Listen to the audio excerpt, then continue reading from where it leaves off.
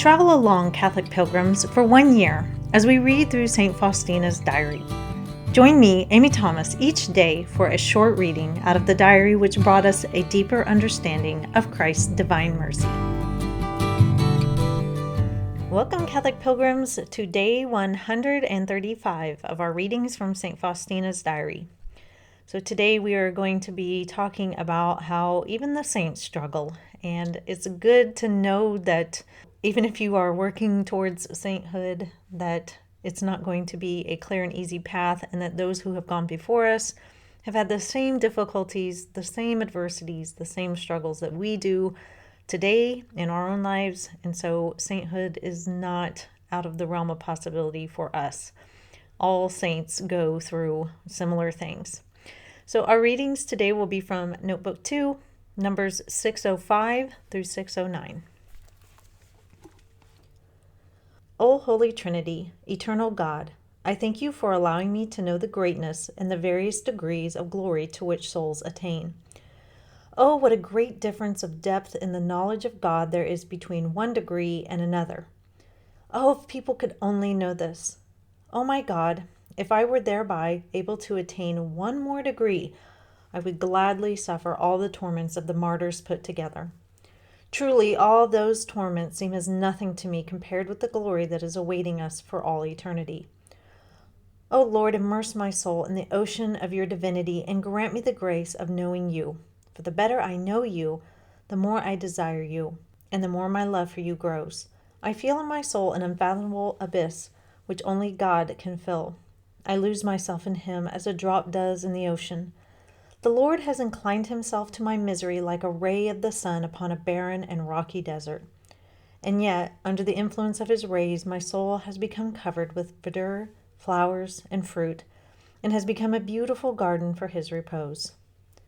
My Jesus, despite your graces, I see and feel all my misery. I begin my day with battle and end it with battle. As soon as I conquer one obstacle, 10 more appear to take its place. But I am not worried, because I know that this is the time of struggle, not peace. When the burden of the battle becomes too much for me, I throw myself like a child into the arms of the Heavenly Father and trust I will not perish. Oh my Jesus, how prone I am to evil, and this forces me to be constantly vigilant. But I do not lose heart. I trust God's grace, which abounds in the worst misery. In the midst of the worst difficulties and adversities, I do not lose inner peace or exterior balance, and this discourages my adversaries. Patience in adversity gives power to the soul. February 2nd, 1936. In the morning, when the bell awoke me, I was so overcome by drowsiness, which I could not shake off, that I jumped into cold water, and after 2 minutes the sleepiness left me. When I came to meditation, a host of absurd thoughts swarmed into my head, so much so that I had to struggle throughout the whole meditation. It was the same during prayer time, but when Mass began, a strange silence and joy filled my heart. Just then, I saw Our Lady with the infant Jesus and the holy old man, St. Joseph, standing behind them. The Most Holy Mother said to me, "Take my dearest treasure," and she handed me the infant Jesus. When I took the infant Jesus in my arms, the Mother of God and St. Joseph disappeared. I was left alone with the infant Jesus. I said to him, "I know that you are my Lord and Creator, even though you are so tiny." Jesus stretched his little arms out to me and looked at me with a smile.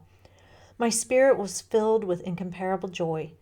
Then, suddenly, Jesus disappeared, and it was time for Holy Communion.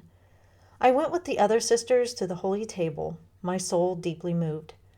After Holy Communion, I heard these words in my soul: "I am in your heart, I whom you had in your arms."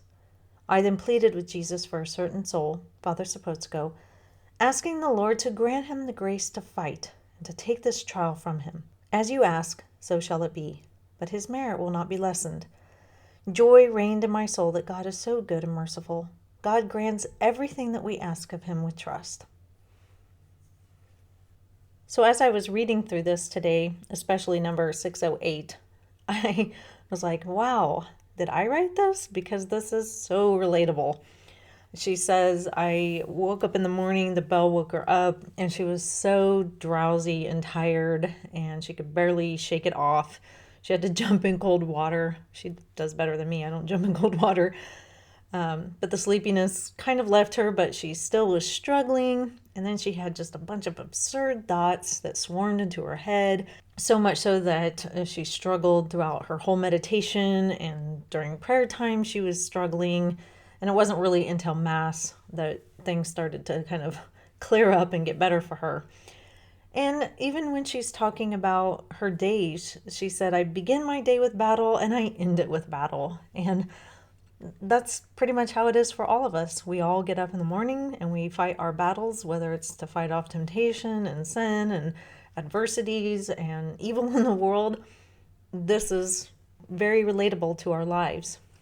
I know there are days when, my alarm goes off at 5:30 for me to get up and pray, and I'm just, so tired. And, I kind of shuffle out to my rocking chair and I try to do like some exercises to get the blood flowing to like wake me up. And even then I'll sit down and I'll have my blanket on me and just comfy, cozy, and it's hard to stay awake. And, I'll start my Magnificat readings and I'll get into my prayers. And like her, sometimes I just have absurd thoughts. Like I start thinking of things I haven't thought of in years, or I'll start just thinking of weird things, or just things about what my day was like yesterday, or, I wonder what this person is doing. And I'll just totally get off track. I'll regroup, come back, and then I'll just struggle to focus, to keep at it and do a good job with my prayer time. Some days are just like that. And so, if you're one of those people who is like, gosh, the saints, they were prayer warriors. They just battled through everything. Even if adversities came, they were so good about taking them on. And whenever they were at Mass, they were just in ecstasy. And I'm just not there. If you're one of those people that feels that way, trust me when I tell you, the saints struggled too. The saints do struggle too. Those of us out there who are being formed in the sainthood, which should be all baptized Christians, we all struggle. We all have our battles and our temptations and our days when prayer just isn't happening that well, and days when we're struggling to just have a really good connection with God. And He knows that. And so I hope that in reading through this, that you understand that, sainthood looks like this. This is what sainthood looks like. The differences between people who don't ever make it to sainthood and people who do is they just keep trying. They just keep trying. They just keep showing up.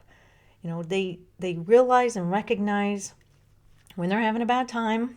They fight through it. They talk to God about it. And they just accept that that's how it is that day. And they move on. And the next day they get up and they try again.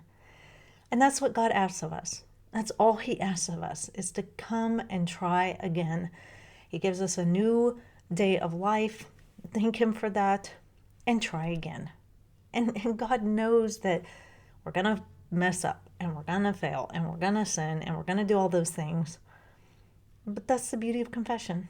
And that's the beauty of our examination of conscience. And each night before we go to bed or in the morning when we say our prayers, to just ask for forgiveness for those times when we failed to give God His due, or we were distracted, or we were purposefully distracted, or whatever the situation is. This is what this book is teaching us, is that God is merciful. And we can come to Him, and He knows we're going to have bad days, and we can say, yesterday was not a good day. I'm sorry my prayers were all over the place. I'm sorry I didn't get out of bed because I was so tired to pray. I will do better today. Please help me to do better. I want to do better because I love you.